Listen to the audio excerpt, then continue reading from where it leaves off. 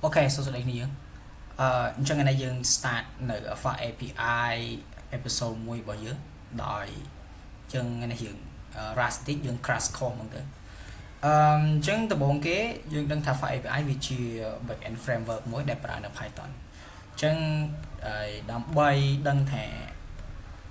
Python dương miền hai rồi nấy rồi có dương bạn install Python trong trời nấy cứ dương check bán đây dương ở comment nở Python dash version mà version chẳng dương nâng khởi nở ở Python 3.4.7 ប្រសិនបើខ្ញុំអត់ទាន់មានទេយើងអាចចូលមកកាន់ browser មកហើយយើងវាយទៅកាន់ Python download ដែលចេញពី official website យើងចុច download មករួចយើងអាច install តាមរយៈនៅ Python install manager ក៏បានគឺក៏ direct download ទៅ Python 3.14 តែម្ដងក៏បានដែរអញ្ចឹងនៅពេលដែលយើង download វានឹងបាននៅ file exe មួយប៉ុន្តែខ្ញុំ download ហើយដោយសារចង់ take time អញ្ចឹងខ្ញុំប្រាប់ពីរបៀប install អញ្ចឹងនៅពេលដែលយើង download យើងប្រកាសជាបាននៅ exe Python 3.14 នេះអញ្ចឹងដោយសារតែវាជា file exe វាអត់សាំញ៉ាំទេយើងអាចគ្រាន់តែ double click 2 ដងនៅលើវាទៅប៉ុន្តែអីដែលសំខាន់របស់យើងនោះគឺមួយនេះគឺ add python.exe2 part អញ្ចឹងអាមួយនេះគឺវាសំខាន់ករណីដែលគ្នាយើងអត់បាន add វាចូល path ទេយើង comment python dash version ដូចយើងមិញហ្នឹងគឺវាអត់ឃើញទេអញ្ចឹងដាច់ខាតគឺយើងត្រូវតែ add to path នេះដើម្បីឲ្យ Python ដំណើរការនៅលើម៉ាស៊ីនរបស់យើងរួចចុច install ទៅនោះវានឹងចាប់ដើម install Python 3.14 នៅលើម៉ាស៊ីនរបស់យើងហើយប៉ុន្តែវារៀង take time ដែរអូខេអញ្ចឹងយើងប៉ុណ្្នឹងបានហើយដោយសារខ្ញុំមានស្រាប់អញ្ចឹងអ្វីដែលយើងត្រូវធ្វើបន្ទាប់គឺយើងនឹងបង្កើតនៅ folder មួយដើម្បីដាក់ឈ្មោះថា file API ដើម្បីបង្កើតនៅ virtual environment នៅក្នុងការ run code file API របស់យើងទៅកាន់ episode បន្តទៀតអញ្ចឹងយើងអាចបង្កើតតាម interface ចុចធម្មតាក៏បានប៉ុន្តែខ្ញុំសូមបង្កើតតាម command line ទៅអញ្ចឹងខ្ញុំចូលទៅកាន់ 3D របស់ខ្ញុំបើសិនជាអ្នកនរគ្នាចង់ឃើញថាតើ 3D មាន folder អីខ្លះយើងអាច ls ទៅយើងនៅឃើញ folder ហើយអញ្ចឹងខ្ញុំនឹងបង្កើត directory ថ្មីដែល call ថា file API ដែលខ្ញុំ naming វាដោយគេហៅថាទម្រង់ជា snake case ឬក៏ដាក់អីតាមចិត្តអ្នកនរគ្នាដែលទម្លាប់អញ្ចឹងខ្ញុំនឹង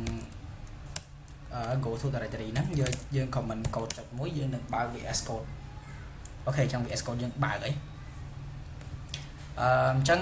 អីដែលយើងត្រូវធ្វើបន្ទាប់គឺយើងនឹងបង្កើតនៅ virtual environment មួយនៅក្នុងការ install dependency ផ្សេងនៅក្នុង file API ដូចជា UVCon file API SQL Alchemy ឬក៏ NumPy អញ្ចឹងទៅអញ្ចឹងយើង comment ពាក្យថា Python env នៅក្នុងករណីនេះគឺយើង activate ដោយប្រើដក តែម្ដងហើយអត់បានបញ្ជាក់នៅ specific version ទេអញ្ចឹងជាទូទៅ by default វានឹងចាប់នៅលើ last version Python របស់យើងដែលយើង install មិញហ្នឹងគឺ 3.14 ហ្នឹងឯងអញ្ចឹងវានឹងដំណើរការអូខេវាអូខេប៉ុន្តែប្រហែលជាមាន conflict តិចតួចខ្ញុំសាកលុបវាចោលមួយសិនវីដេអូនេះបានព្រៀងទុកទេនៅឃើញចង់ថតក៏ថតដែរអញ្ចឹងយើង Python VNV អញ្ចឹងទៅអញ្ចឹងវានឹងបង្កើត so អូខេ that's it មាន error តិចតួចតែដូចជាអត់អីទេចាំខ្ញុំ check មើលថាអញ្ចឹងនៅពេលដែលយើងបាន file environment នេះហើយយើងអាចចុចមើលត្រង់កន្លែងនេះវាយើងពីសាំញ៉ាំបន្តិចដោយសារតែជាទូទៅនៅលើ Windows គឺកន្លែងនេះគឺ script ឈ្មោះ script មិនមែនជា bin ទេតែដោយសារខ្ញុំប្រើ command line tool គឺ bash អញ្ចឹងវាបង្កើត bin សម្រាប់ដូចជា Linux ហើយនិង Mac OS គឺ bin ដូចគ្នាហើយសម្រាប់ Windows យើងអាចប្រើ command line ផ្សេងអញ្ចឹងគ្នាយើងនៅពេលដែលប្រើ command line tool ត្រូវស្គាល់ថាតើខ្លួនឯងកំពុងតែប្រើនៅ cell អីគេ command line អីគេជាទូទៅនៅលើ Windows គឺយើងគឺប្រើ PowerShell នេះប៉ុន្តែខ្ញុំប្រើនៅ Git Bash អញ្ចឹងហើយ comment ក៏ខុសគ្នាតាមនឹងដែរអញ្ចឹងដើម្បីការងារបន្តរបស់យើងគឺឥឡូវនេះយើងបាននៅ virtual environment មួយហើយអញ្ចឹងជំហានបន្តគឺត្រូវ activate វាយើង activate ដោយប្រើ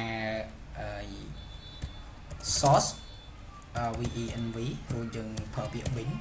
បើសិនជាកន្លែងនេះ script គឺយើងប្រើ script កន្លែងនេះ bin គឺយើងប្រើ bin អញ្ចឹងយើង activate វាមក activate អញ្ចឹងនៅពេលដែលយើង activate បែបនេះបាននៅពេលដែលយើង comment អញ្ចឹង load activate បែបនេះគឺយើងអាចបានន័យថាយើងបាន install និង activate នៅ virtual environment ទាំងនេះបានហើយអញ្ចឹងយើងអាចចាប់ផ្ដើមinstall នៅ dependency ដូចជា fast API ឬក៏ UbiCon នៅលើ project របស់យើងបានហើយអញ្ចឹងវីដេអូបន្ទាប់យើងនឹងចាប់ផ្ដើមមក hello world នៅលើ fast API អូខេអរគុណ